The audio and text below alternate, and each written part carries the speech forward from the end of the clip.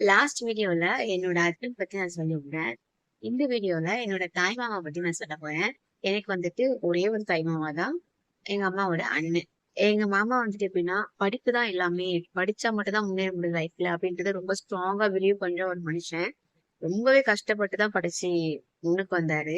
First ஒரு MLA கிட்ட வந்துட்டு பிஏவா வந்து ஒர்க் பண்ணிட்டு இருந்தாரு. அதுக்கப்புறமேட்டுக்கா கவர்மெண்ட் எக்ஸாம் எழுதி பாஸ் பண்ணி இன்னைக்கு வந்துட்டு டாக்டர் எம்ஜிஆர் யூனிவர்சிட்டி சென்னையில வந்துட்டு எஸ்ஓ ஆஃபீஸரா இருக்காரு.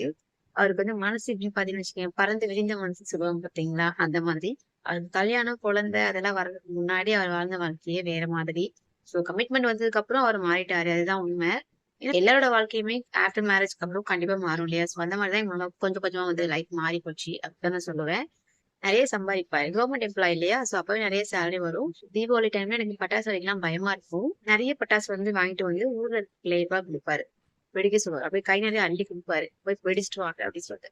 அப்பலாம் வந்துட்டு பட்டாசு கொஞ்சம் வேற மாதிரி இருக்கும். அது பட்டாசு அந்த பட்டாசு மேல பட்டர்ஃப்ளை இருக்கும். ஸோ பாம்பு வர மாதிரி இருக்கும். அந்த மாதிரி பட்டாசும் நெறைய இருக்கும். அப்படியே அள்ளி குடுப்பாரு எங்க மாமா பட்டாசு. பட்டாசு மட்டும் இல்லைங்க. ஊர்ல யாராச்சும் வராங்க, கொஞ்சம் அவங்க கஷ்டப்படுறாங்க. அந்த மாதிரி மனுஷங்களுக்கு ஒரு ₹100 எடுத்து குடுப்பாரு. அந்த காலகட்டத்துல ₹100ன்றது பெரிய விஷயம் தான் என்ன பொறுத்தவரைக்கும். ஸோ நெறைய பேருக்கு ₹100 குடுப்பாங்க. ரிலேட்டிவ்ஸ் இருக்காங்கன்னா, கண்டிப்பா அவங்களுக்கும் ஹெல்ப் பண்ண நினைப்பாரு எங்க மாமா. அந்த மாதிரியான ஒரு பயங்கரமான வந்துட்டு ஹெல்பிங் மைண்டட் பர்சன் அவரு. அதே மாதிரி வந்துட்டு படிப்புக்குன்னு பாத்தீங்கன்னா நெறையவே ஹெல்ப் பண்ணுவாரு.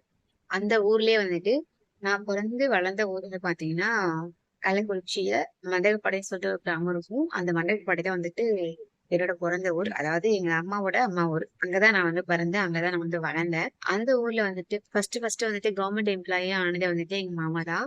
எங்க பாட்டி சொல்லிட்டே இருப்பாங்க. சொல்லி சொல்லி பெருமைப்படுவாங்க. இத்தனைக்கும் எங்க பாட்டி வந்து படிக்காதவங்க. தாத்தாவும் படிக்காதவர் தான். அவங்க 2 பேருமே வந்துட்டு ஆடு மேய்ப்பாங்க பாத்தீங்களா? அந்த மாதிரியான ஆட்கள் தான். எங்க பாட்டி வந்து விவரம் தெரிஞ்ச பிறகு எங்க பாட்டி வந்து கோழி வந்து வளர்த்துட்டு இருந்தாங்க. இப்ப அவங்க இல்ல. இறந்துட்டாங்க. ஒரு 3 மந்த்ஸ் கிட்ட ஆகுது அவங்க இறந்து. எங்க தாத்தா, பாட்டி, எங்க மாமா இவங்க தான் வந்து எங்களுக்கெல்லாம் வந்துட்டு அஸ்திவாரம். இப்ப எப்படி மாமா எப்படி கவர்மெண்ட் எம்ப்ளாயியா இருக்காரோ, அதே மாரி அந்த ஊர்ல வந்துட்டு ஃபர்ஸ்ட் சென்னை போயிட்டு பிஇ படிச்ச ஒரே பொண்ணு நான் மட்டும் தான். பிஇன்றத ஃபர்ஸ்ட் ஆஃப் ஆல் எங்க ஊர்ல எடுத்து படிச்ச பொண்ணு நான் தான். ஆண்கள் யாருமே கிடையாது. பொண்ணுல நான் மட்டும் தான் பிஇ எடுத்து படிச்சேன். ஏன்னா அந்த அளவுக்கு யாரும் அனுப்ப மாட்டாங்க வெளிய. பொண்ணுங்களா அப்படியே கல்யாணம் பண்ணி குடுக்குறது. அந்த அளவுக்கு யாருக்கும் ஸ்டடீஸும் இருக்காது. அப்படியே படிச்சாலும் லோக்கல்ல படிக்கிறது அந்த மாரி தான் இருக்கும். என்ன நம்பி எங்க மாமா என்ன கூட்டிட்டு போயிட்டு, எங்க மாமா தான் வந்துட்டு பாத்தீங்கன்னா, நாங்க சென்னையில வந்து சேர்த்து விட்டாரு. அங்க வந்து என்னோட ஸ்டார்டிங் இந்த ஸ்டடீஸ் செலவாகட்டும், என்னோட ட்ரெஸ்ஸிங் செலவாகட்டும், நெறையவே எனக்கு பார்த்து பார்த்து பண்ணியிருக்காங்க. எப்படின்னா, அத திரும்ப எதிர்பார்த்ததும் கிடையாது. நான் திரும்ப அத குடுத்ததும் கிடையாது. என்ன இதுவரைக்கும் சொல்லி காட்டுனதும் இல்ல. நான் உனக்கு அத பண்ணியிருக்கேன் அப்படின்றது சொல்லி காமிச்சதும் கிடையாது. இன்னைக்கு அவங்க கஷ்டப்படுறாங்க. அத நான் கண்ணால பார்க்குறேன். ஆனா என்னால அவங்களுக்கு ஹெல்ப் பண்ண முடியல. எங்க மாமா வந்துட்டு என்னோட கல்யாணத்துக்கு வரல. ஏன்னா அவர் எதிர்பார்த்தது வந்துட்டு, நான் நல்லா படிப்பேன். ஒரு கவர்மெண்ட் எம்ப்ளாயி ஆவேன் அவர மாரியே. பேரு புகழோட வாழ்வேன் அப்படின்றத அவர் எதிர்பார்த்தாரு. பட் நான் அத தவிர்த்துட்டு லவ் அப்படின்ற விஷயத்துல விழுந்து இப்படி கல்யாணம் பண்ணிட்டு வந்ததால அவருக்கு ஒரு அதிருப்தி இருக்கும் இல்லையா? நம்ம இப்படி எதிர்பார்த்தோமே இந்த பொண்ணு இப்படி வரலையேன்னு சொல்லிட்டு அந்த மாதிரி என் மேல அவருக்கு கஷ்டம் இருக்கும். நாங்க 3 பேரு பொண்ணுதான். சோ அந்த 3 பேர்ல வந்துட்டு என்ன வந்து எங்க மாமாவுக்கு பர்சனலா ரொம்ப பிடிக்கும். எங்க வீட்ல நான் தான் ஃபர்ஸ்ட்டு. சோ அதனால அவருக்கு எனக்கு ரொம்பவே பிடிக்கும். ரொம்பவே பார்த்து பார்த்து தான் பண்ணுவாங்க எனக்கு. எதுவா இருந்தாலும் பார்த்து தான் பண்ணியிருக்காரு. அவர் இல்ல அப்படின்னா இந்த லைஃப் வந்து எனக்கு கிடைச்சிருக்காதுன்னு நினைக்கிறேன். கண்டிப்பா லைஃப்ல என் தாய் மாமா இல்ல அப்படின்ற பட்சத்துல எங்க அம்மா, அப்பா கூட எங்கேயாவது ஒரு மூலையில வளர்ந்திருந்தேன் அப்படின்னா, எப்பவோ நான் யாரையோ கல்யாணம் பண்ணியிருக்கணும். இல்ல இந்நேரத்துக்கு உயிரோட இருந்திருப்பேனா? இல்ல ஸ்டடீஸ் முடிச்சிருப்பேனா? அப்படின்றது டவுட் தான்.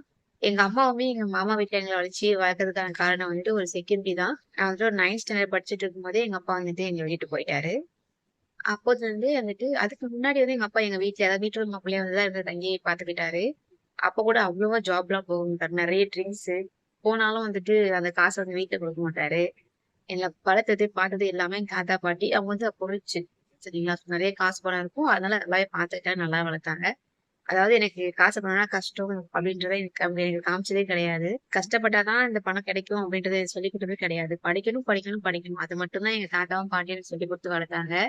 அதே மாரி இந்த வீட்டு வேலை கூட செய்ய விட மாட்டாங்க. சாப்பாடு செய்றது, பெருக்குறது இந்த விஷயங்கள எங்க தாத்தா இத செய்ய விடவே மாட்டாரு. இப்ப நாங்க வந்துட்டு ஒரு 4 மணிக்கு, 5 மணிக்கு எழுந்து படிக்கலாம். ஆனா எங்க தாத்தா எந்திரிக்கணும்னு ஏதாச்சும் அவசியம் இருக்கா? இல்ல. ஆனா வந்துட்டு அவரு ஒரு மார்னிங் ஒரு 4:00 போல எப்பவுமே எந்திரிச்சுப்பாரு.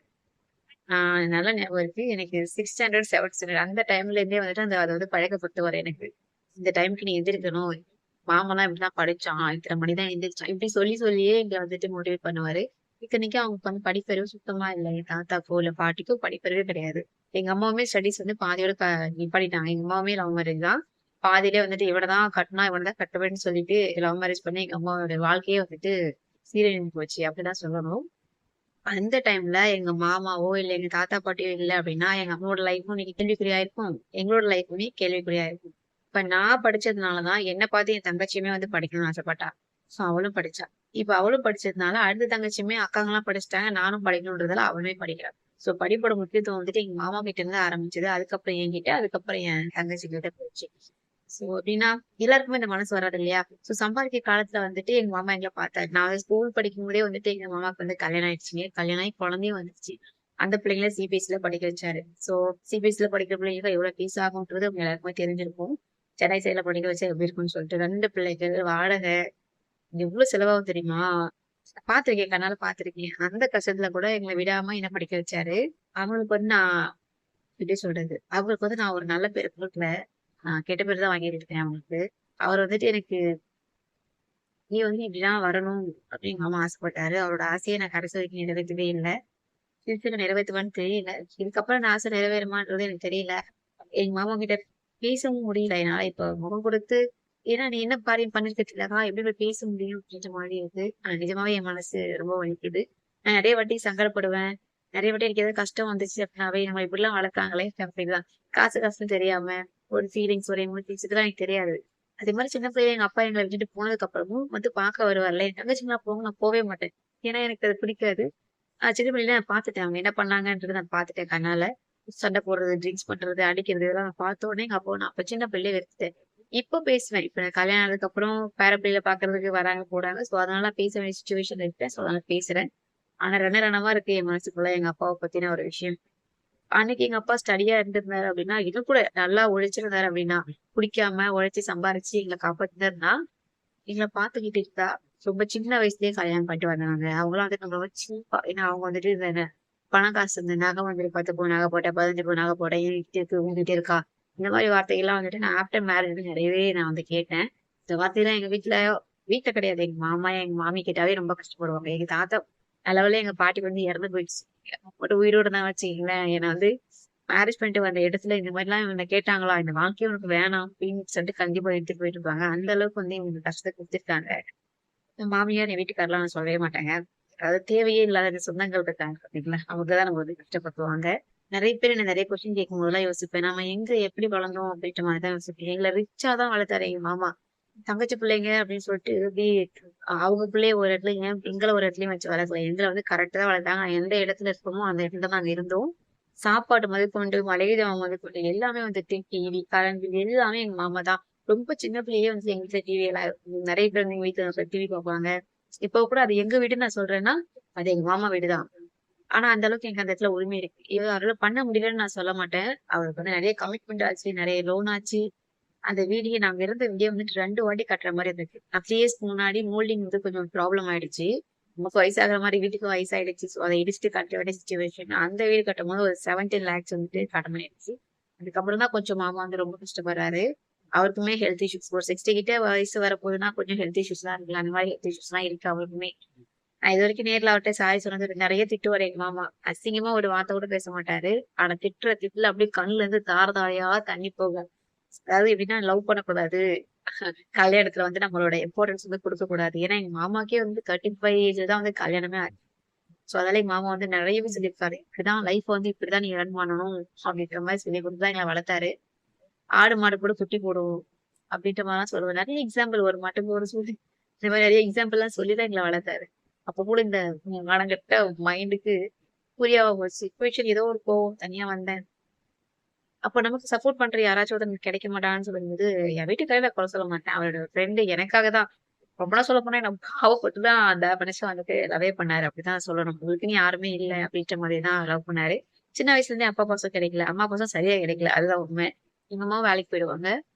சாப்பாடு வந்து இருக்கும். சில நேரத்துல சாப்பாடு இருக்கும். சில நேரத்துல சாப்பாடு இருக்காது. ஆனா எல்லாமே இருக்கும். எங்க தாத்தா எங்க பாட்டி வந்து சமைச்சாங்கன்னா 2 மணி நேரம் ஆயிடும் எங்க பாட்டி சமைக்கிறதுக்கு. அதனால நானே அரையும் குறையுமா ஏதாவது செஞ்சு சாப்பிட்டுட்டு போயிருவேன். அதுக்கப்புறம் வந்துட்டு எங்க பாட்டி பால் காய்ச்ச ஆரம்பிச்சாங்கன்னா, 3 மணி நேரம் வந்துட்டு விறகு அடுப்புல கொதிக்க விடுவாங்க அவங்க. அவங்க வந்து கேஸ் பத்த வச்சு தெரியாது. விறகு அடுப்புல தான் எரிஞ்சிட்டு கிடக்கும். நான் ஸ்கூலே போயிருவேன். ஸ்கூல் போனதுக்கு அப்புறம் ஒரு 11:30 போல வந்துட்டு பிரேக் பெல் அடிப்பாங்க. அப்போ வந்து ஒரு பாக்ஸ் ஃபுல்லா பால் கொண்டு வச்சுக்கிட்டு எங்க பாட்டி குடி குடின்னு சொல்லுவாங்க. நான் சாப்பாடே சாப்பிட மாட்டேன் அந்த டைம்லலாம். எங்க டீச்சர்ஸ்லாம் திட்டுவாங்க எங்க பாட்டிய. "பொண்ணுக்கு எத்தன வயசு ஆகுது? இன்னும் பால் கொண்டாந்து குடுத்துட்டு இருக்கீங்க" அப்படின்னு சொல்லிட்டு. எனக்கு ஒரு தம்பி இருக்கான்.